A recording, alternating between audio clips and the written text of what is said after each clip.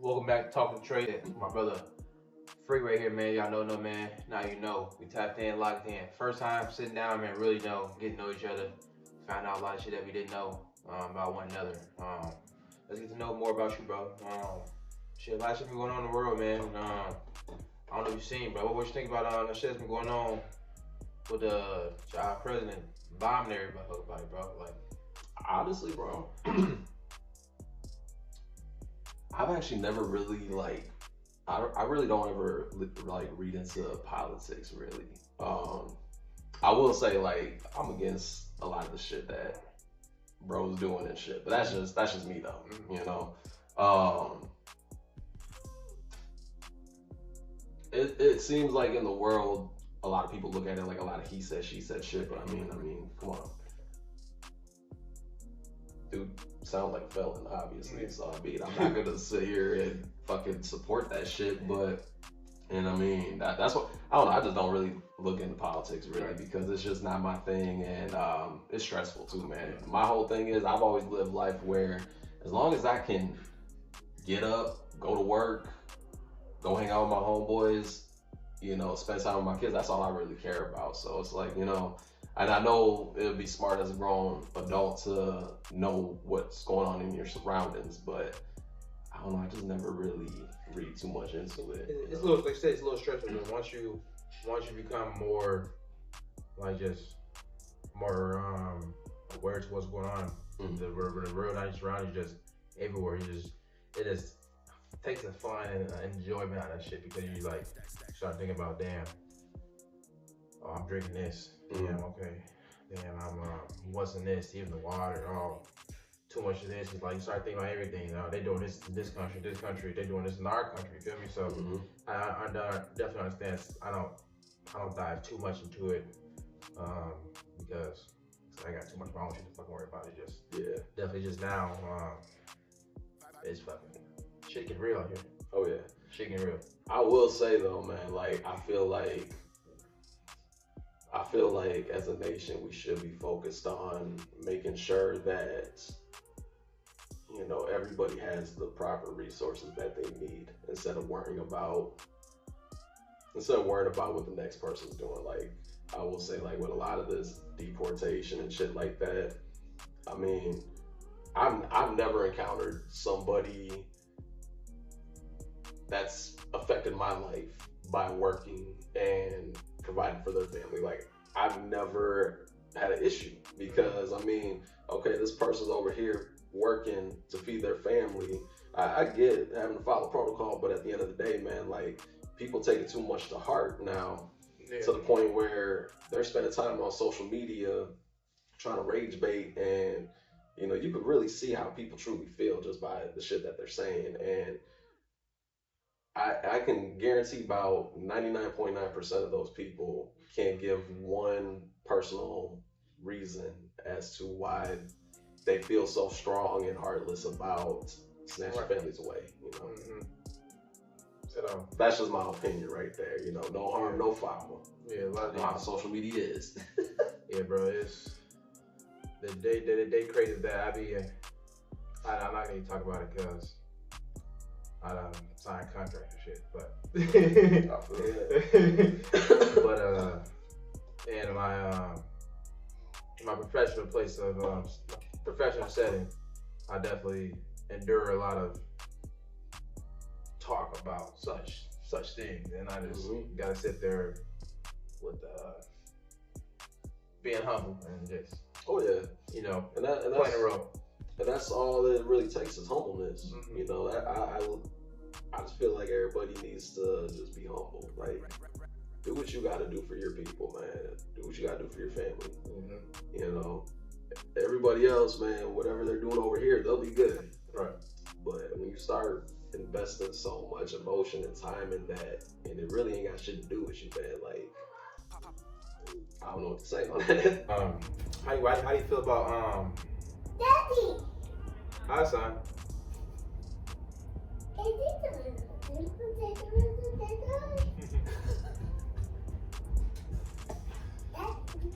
That's Baby Tray. Y'all know.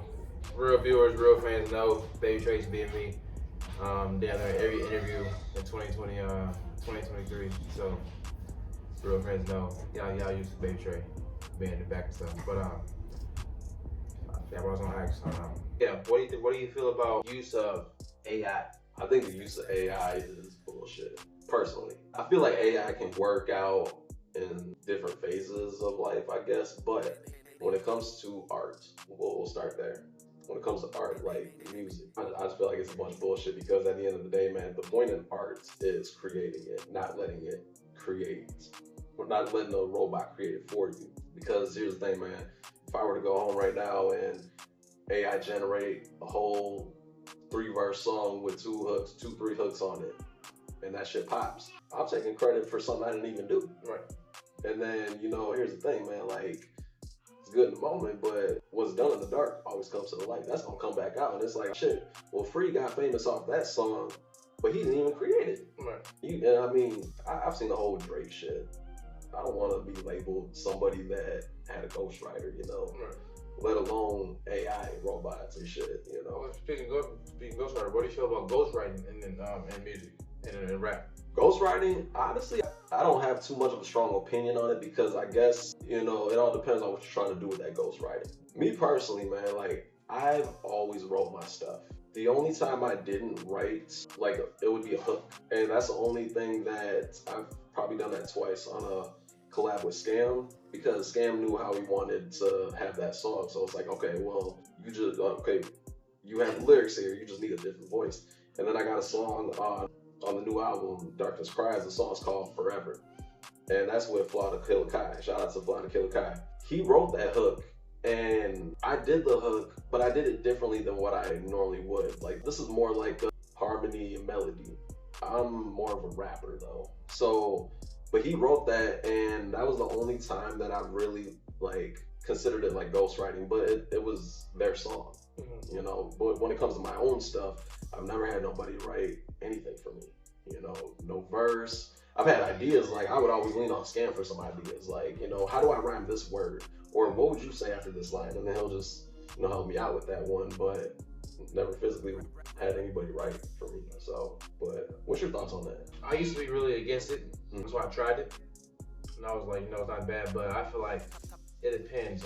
I don't feel like, it depends like what kind of song it is. I don't feel like you can have no one write your life, or like a song that's about like, like the very emotional type song. You feel me? Like, or that's a song that's deep and personal. But I think like this is a song that's probably like an entertainment song. It's about like a boasting some type song. I feel like it'll be okay. If you just go like a shit like that, or a love song. That thing, that could be, that's a little different. That could be personal a little bit, but yeah. I feel like we write love songs, it's usually more like for a general audience type thing. Because that's what I do at least. But I write love songs. I write them trying to connect with a core group of fans. Feel me? Yeah. Type shit. Not always. I take bits and pieces from my life, but I try to connect with somebody else. I'm like it's totally okay. I gotta make a song about that type shit. Yeah. I feel that. So ghostwriting, I feel like it is okay. Just depends how you do it. And also with the AI too, I think making fools like have people like that. I think it's fun. Like I listen to like AI covers of like a song of like 50 Cent in the 1950s, 1950s type thing. I like listening to those type things. I think it's cool, and when I do type things like that, I see, like shit like that I can do. Like if you're making like content like for people to laugh at. Create whole song. I don't think I think it's plagiarizing. I think basically you can't take somebody else's work unless you credit and say, hey, this was made by AI. You feel me? Like then that's okay. But I don't think it's necessarily cool to just. I think it's cool if you're gonna not be a front runner. If you're doing all this shit, like if you're doing the AI shit, it's cool, but don't try to be like, hey, this is what it was not. Feel me? Like type motherfuckers who using auto-tune for their voice and shit. Feel me? Don't try to be like, hey, you're a good ass singer because you use auto-tune. You're not. Right. People try to say about T-Pain, said he wasn't even singing, he was using auto-tune. He had shit motherfucker. Yeah. But he can sing without auto-tune too. Like he made that mashup. Man, that motherfucker, that boy T-Pain, boy, he one of the best motherfucking singers fucking ever, bro. Fucking, his voice is lovely, bro. I'm not glazing, bro. Shit, no, Pops, feel me? Yes, yeah. famous. He's a motherfucking dog, bro. Yeah, I wish he continued doing music, bro. Like for real. Do you have any favorites? And any favorite artists? Any artists who inspire you to do music? And that was like a cliche question, but I love to ask it because you really find out about a person who inspired me and shit. Yeah. So Stevie Stone is one of my favorites. And then my uncle, Jay-Z. And I say him because he's partially why I started doing what I do. But he also has my uncle has a sound to him where when you're listening to the song, you're like, what the fuck does this dude just say? Like, cause he be saying some out of line shit. Like, you could be like, there's a song that he did with Wolfpack One when he was part of that group. It was called Streets. And everybody's talking about the streets, and I'll eventually show you that song I got on my phone, but they're talking about the streets, and he comes on in and talking about McDonald's lettuce and cocoa butter and rubbing your mama down with cocoa butter. And it's like, when you listen to his lyrics, he creates a visual based on like real life events, but also just saying shit that you normally wouldn't hear in a rap song. So he has a song called Campfire Stories. He shot a video to it as well, and this song was created like years ago, but he made a video like years later, and it was just basically just talking about what's going on in the world. But he's really putting the listener in the movie basically. Okay. So when you listen to his music, you're not just sitting there just listening to the lyrics. No, you're visualizing what he's talking about. So yeah, okay, well, we all know what cocoa butter looks like. So when you talk about rubbing your mom down with cocoa butter, okay, I'm looking at that right now. McDonald's lettuce, okay, well, I'm seeing that right now. But if I'm like listening to like T Grizzly or something like that, I like the bars. Yeah. I like the vocals, I like the harmonies. But I don't really get too much visuals when I'm listening to certain artists or certain songs. But I'm weird like that. I'm saying, I like using real life events. But I like one thing I like to do is make an audience laugh. Mm-hmm. I love to make my listener laugh. I love to make them second guess what the fuck I just said. Yeah. Like, hold on, what the fuck he just say? Like that type shit. You know what I mean? Like I love to no, he just didn't just say what I think he just said. You feel me? Mm-hmm. I love that. So I love being like, I'm ready to rap star. So some of my songs are very vulgar. I rap as my boy. Shout out Melvin. He said I rap pornos on some on a rap track. That's my rap. I don't make all my music like that, but I'm good at what I do. I make pop songs, rap songs, rap songs, concert rap songs, and Afrobeats music. So try to do it all. But when I do anything, I always try to make people laugh. I try to create a very visual, especially with the vulgar song. I try to create a very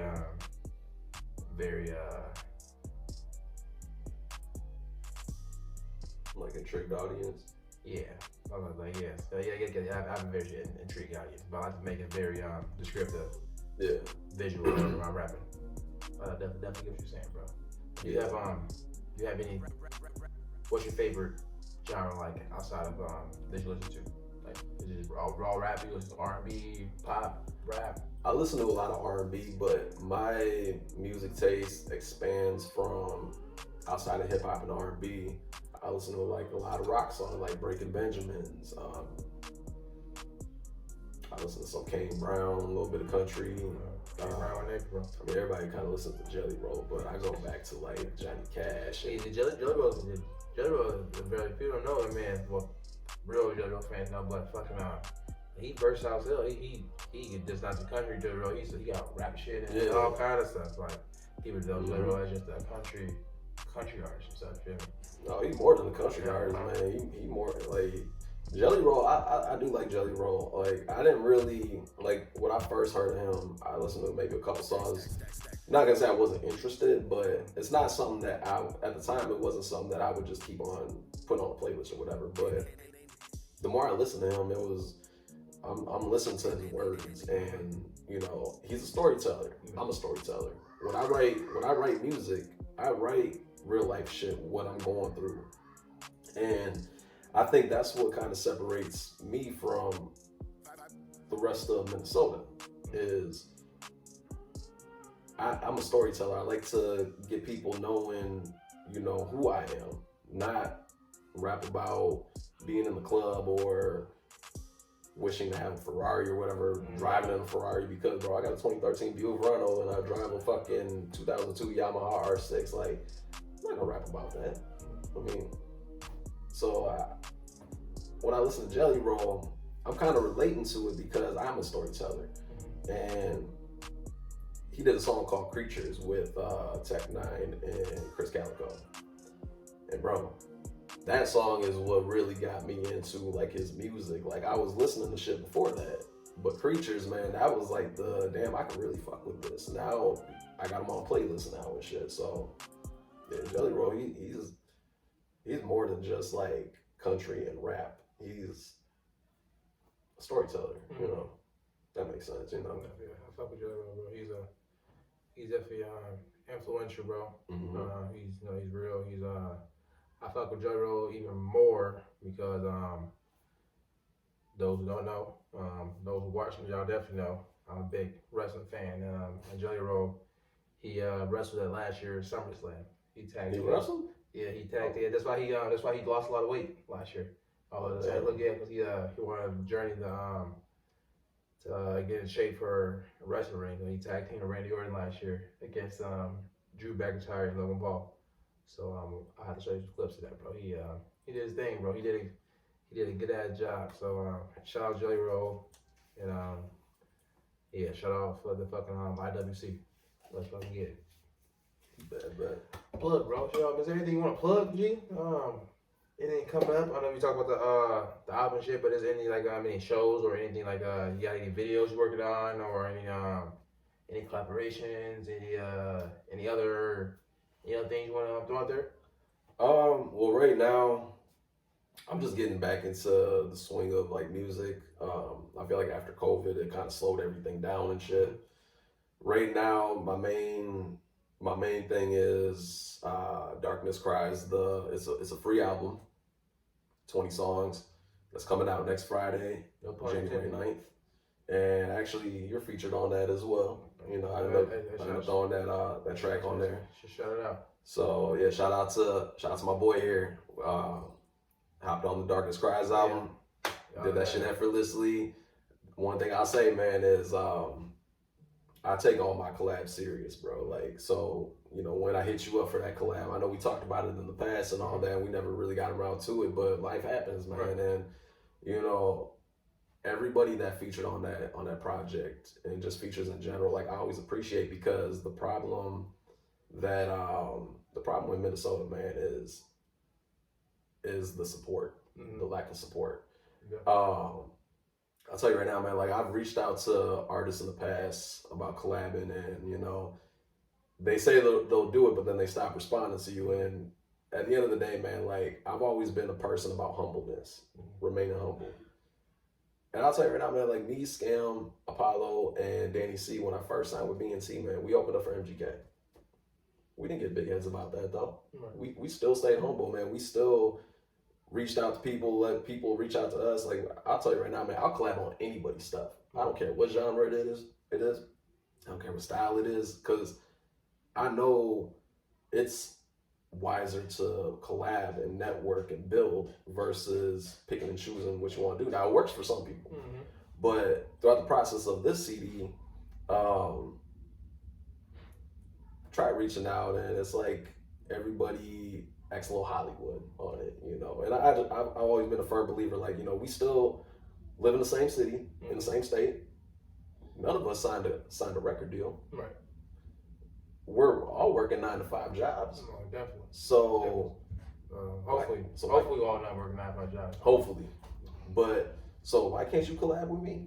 You know, and I don't ever get offended by it, because at the end of the day, man, it is what it is. Like, I'm not going to sit here and lose sleep over not being able to collab with somebody. But I mean, at the end of the day, man, like, that's what a lot of Minnesota artists really lack, is supporting each other. Like, it costs nothing to hit that share button and share it with people. It costs nothing to, you know, hit that shit. Hit that play button for somebody when you sit at a party or you sit in the car. I say it all the time. Success starts with support.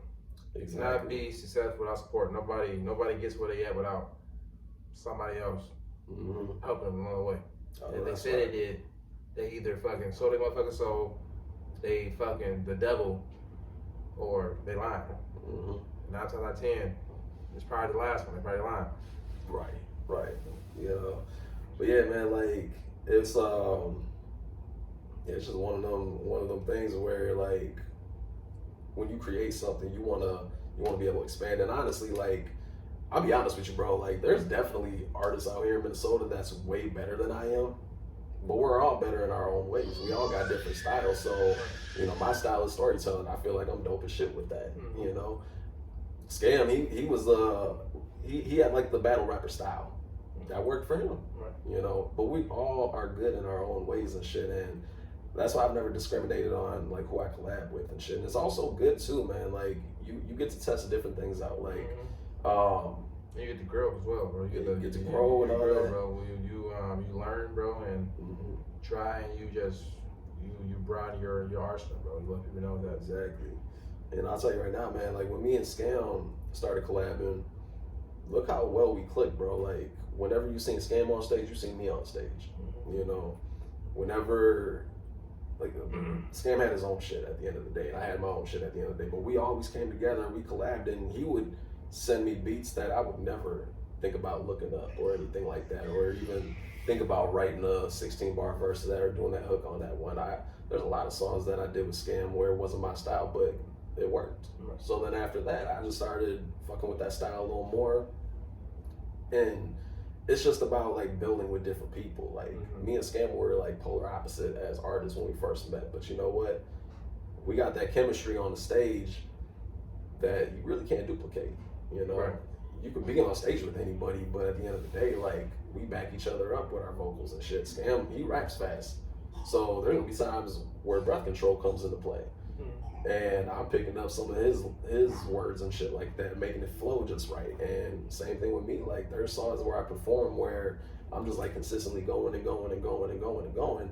But like the last show I did, I didn't have Scam, but I had my backup vocals on the stage. So you know, it's just about trying new things because you never know what that outcome is going to be. So that's why I always push like being humble when it comes to being an artist. Cause like I said, man, none of us signed a fucking record deal.